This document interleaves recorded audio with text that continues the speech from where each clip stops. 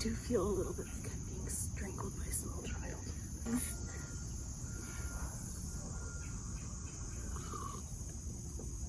Oh yeah, that's good. Yeah. It's a nice cup of tea.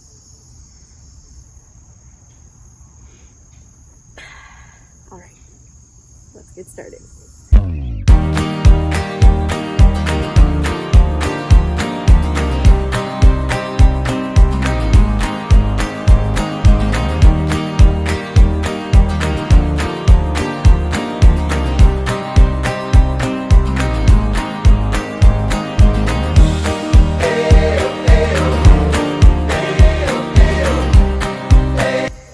Michelle, question for you. Yeah. Do you like reading? I do, but I definitely don't read enough. I used to read a lot when I was younger. Maybe it was the Harry Potters that got me into reading. Yeah, they're a good series. Yeah. How about you? Yeah, I really like reading. Like you, I don't feel like I read enough. Depends on the season of life, but like definitely this past summer while I was off from teaching, I read a lot more. I think I read like 4 or 5 books just in July. Like, I read a lot. So I really enjoy reading. But, you know, it's a good thing that you like reading and I like reading because that's what we're talking about today. Yes. It's like we planned it. It's like we planned it or something. I don't know. Weird, right? It's our favorite books. Yay! Favorite books! So basically, everyone I know always says that they wish they read more. But if you're anything like me, I find it very hard to read if I'm not motivated. And the way that I'm motivated is by having an intriguing book, having a book that piques my interest, that makes me want to come back and read some more. But sometimes it's hard to find those books. I fall asleep when I read. Yeah. So my issue is staying awake. So your issue is actually scientific. Tell the class. So apparently, because I was reading, I researched this because, as you'll learn about me as we go on, I'm a researcher. I do have a history degree, so I guess that makes sense. But anyways, all that aside. You're legit. Too legit to quit. I don't know how to do it, so. I don't know. Anyway, continue. Apparently it's like, because reading takes very specific muscles in your eyes, and if you don't read often, your eye muscles get tired faster. And then the more you read, the more those, just like working out, the more your muscles build up and you're able to sustain it for longer. Excellent. Isn't that cool? We thought we would share some of our favorite books that we've read. Carleigh and I have kind of different styles in terms of what we enjoy. We do have some that are similar. So that'll be fun to see which books we chose to talk about today. So hopefully there's something that we've read that you might be interested in reading. So the first book that we've got is The Audacity by Catherine Ryan. This is a book that I actually got Michelle for her birthday last year because we love Catherine Ryan, as you know, because we went to see her. You've seen that vlog, and if you haven't seen that vlog, we'll have that linked so that you can go back and check out our adventure to go see Catherine Ryan. Such fun. Such fun. This book is an autobiography, obviously, and if you don't know anything about her, she is from a small town in southern Ontario, southwestern Ontario? Southwestern. Sarnia, which is like, what, 4 hours away from where we live? Yeah. Roughly 4 hours, but she moved to the UK. This book is about her life and how she has like 2 different versions of herself, basically, like her stage persona and who she is in real life, and how those 2 things collide, and how they're all a version of her. The reason I think why I liked it so much was because her confidence is also like encouraging to me, and it helped me to learn a lot about myself and just realize, like, as she says, we ran out of beeps, F's to give, and it's like, yes, actually that makes sense. Not everything deserves to have our F's. Exactly. Her writing style is very conversational. So, like, she talks about, just the page I opened her to, she talks about when she got her breast implants. a little bit crass, so if that sort of stuff is not for you, then maybe not this book. Oh my god, did you see that man checking you out, Mom? He looked right at your boobs. Like, I'm just literally flipping to random pages, and this is the stuff that I'm finding. In the beginning, I was angry with my body over what I'd concluded was its intentional murder of my baby. So really light reading. But also, like, it's important to be able to talk about these sorts of things and to be able to share the things that are hard and suck. And I think she does a really good job of sharing those things that are hard and that suck and that nobody wants to talk about, or people are scared to talk about, in a way that makes you feel like it's okay for other people and yourself to have those conversations, whether you're a celebrity or not. So, which book are you going to talk about first? I think I'm going to go with the classic Sense and Sensibility by Jane Austen. To be honest, before I met Carleigh, I had no idea who Jane Austen was. Through learning about her and her life and reading some of her books, I've come to love her as a writer and her style and the way she saw people. And I'm getting emotional over Jane Austen! What the heck?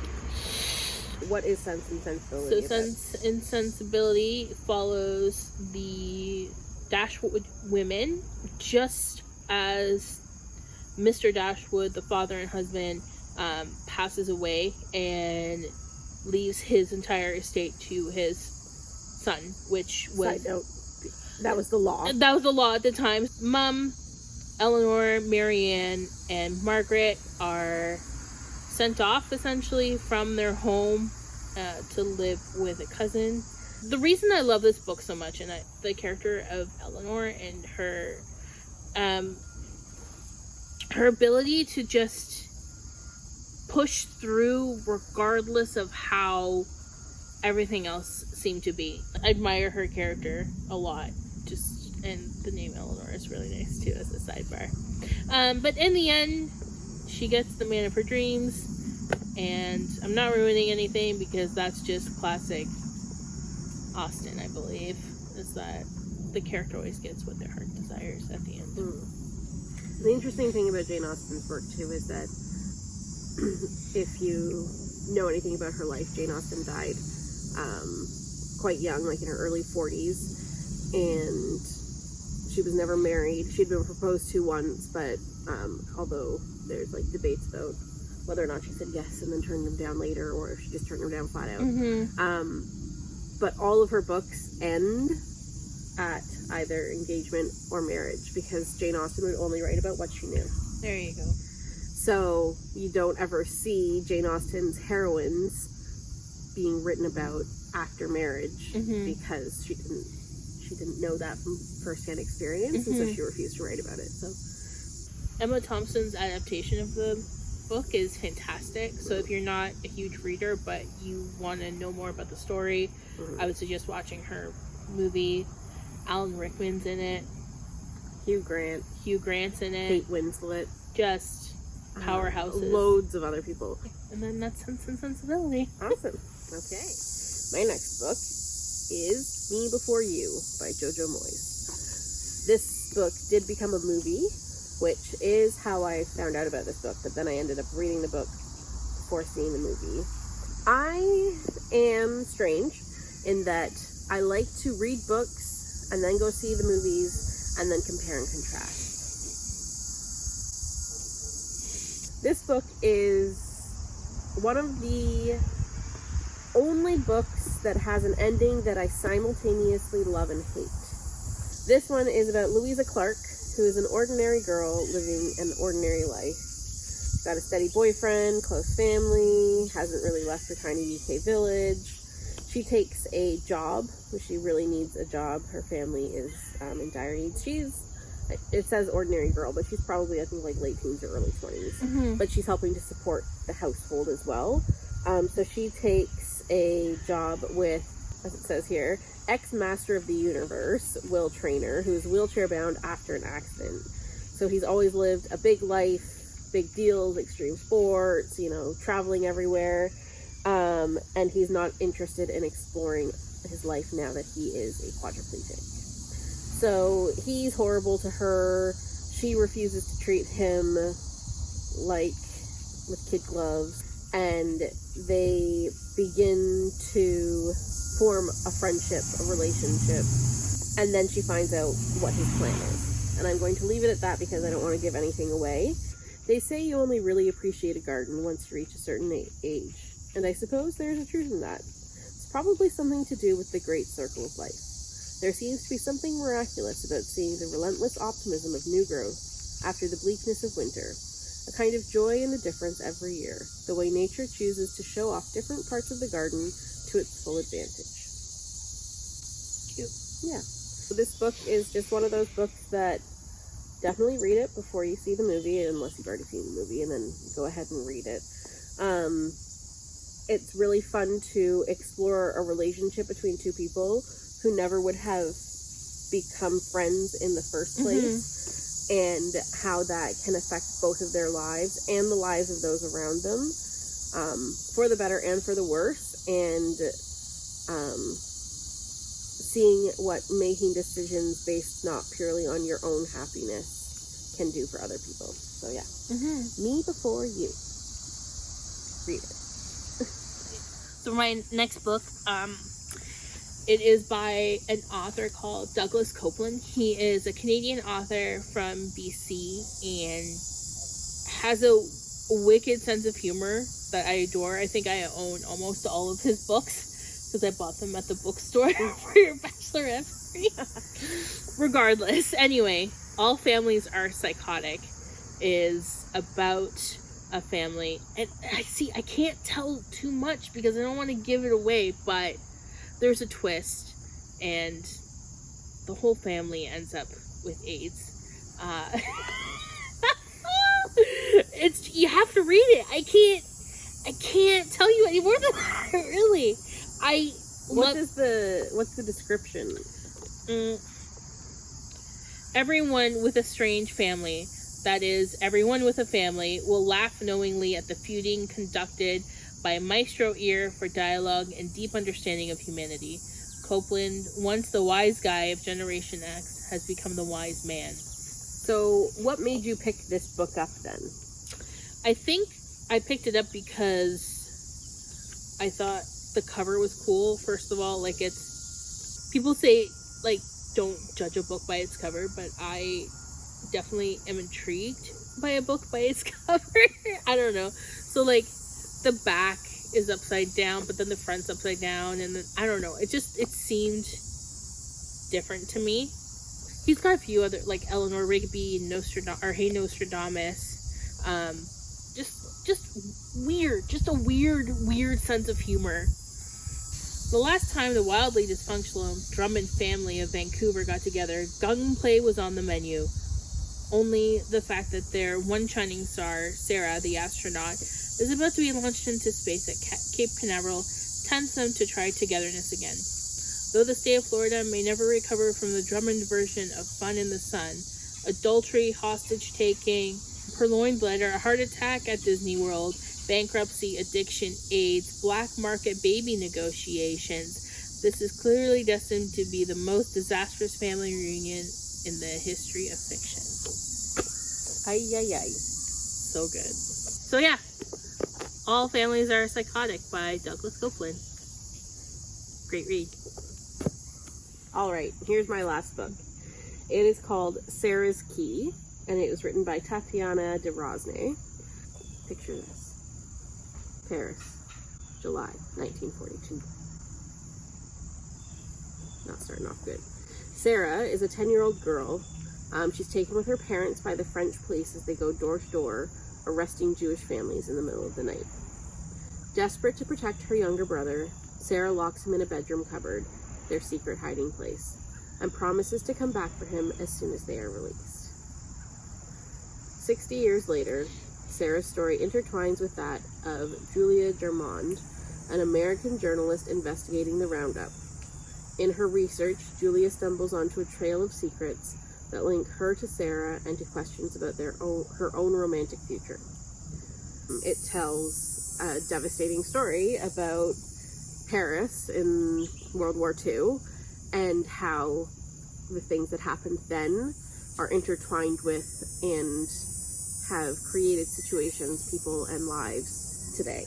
And the way that they've influenced things. We all know that World War I, World War II, any war, really, any big cultural event, Panorama Pizzas, whatever, influence the way our world works and the way that our people's lives go. But to see, you know, a more personal story, a more personal interpretation of the cultural aspects of what's happened is just a great way, in my opinion, to learn more about World War II, learn more about history, learn more about the past. And it also gives you more of like a compassionate eye, I would say, to people whose situations are different than yours, and maybe helps you to just recognize that you don't always know what everyone else is going through. Bit of an intense book, not like a happy summer read. Read it on the beach. Well, you can read it on the beach. You can read it wherever you want, but it's more of a thinker. Devastating and informative. Squirrels are out to get us. And a good read. That's our list of favorite books. Let us know in the comments if you've ever read any of these, or what your favorite books are. Maybe we'll read them one day. Maybe. Or also if maybe this list has encouraged you to read some of these books if you haven't read them before. Let us know. Thanks so much for stopping by. If you want to see more of our content, and obviously you know you do, you should probably like and subscribe to our channel. Like this video specifically, and then subscribe to the channel, or the other way around. I don't know. You can do it all at the same time. Do it right now. You could, if you use with 2 different devices, that could work. If you want to see even more of us, you can also follow us on Instagram. Thanks so much for coming by and letting us ramble at you about our favorite books. Hope you have a great day. Bye.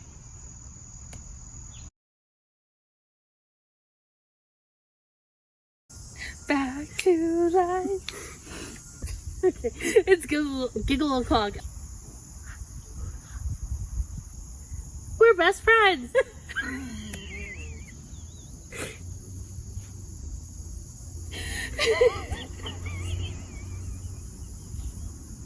Are you done? I'm just getting the tears out of my eyes. Oh. I'm just making sure. I don't think so. Making sure. Oh my god, dude. Coming out. I'm really dripping.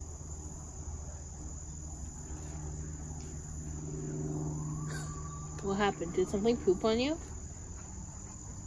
Oh no. Possibly.